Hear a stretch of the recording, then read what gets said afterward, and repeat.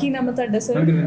ਸਤਵਿੰਦਰ ਕੌਰ, ਨਵੀਨ ਕੁਮਾਰ, ਸਾਹਿਲ, ਲਾਪਰੀ ਸਿੰਘ, ਸੰਜੇ ਕੁਮਾਰ। ਤੇ ਕਿੱਥੋਂ ਆਏ ਤੁਸੀਂ? ਲੁਧਿਆਣਾ। ਮੈਂ ਸਿਰਸਾ ਹਰਿਆਣਾ ਤੋਂ ਆਇਆ ਜੀ। ਪਹਿਲ ਤੋਂ ਲੁਧਿਆਣਾ ਲੁਧਿਆਣਾ ਤੋਂ। ਤੇ ਤੁਹਾਨੂੰ ਕਿੱਦਾਂ ਪਤਾ ਲੱਗਾ ਆਪਾਂ ਇੱਥੇ ਰਿਐਲਿਟੀ ਮੌਕ ਟੈਸਟ ਕਰਵਾ ਔਨ ਰਹੇ ਇੰਸਟਾਗ੍ਰਾਮ। Instagram, okay. ਤੇ ਤੁਹਾਡਾ ਡਿਜ਼ਾਇਰ ਸਕੋਰ ਕੀ ਆ? 8 each। ਤੇ ड्रीम कंट्री?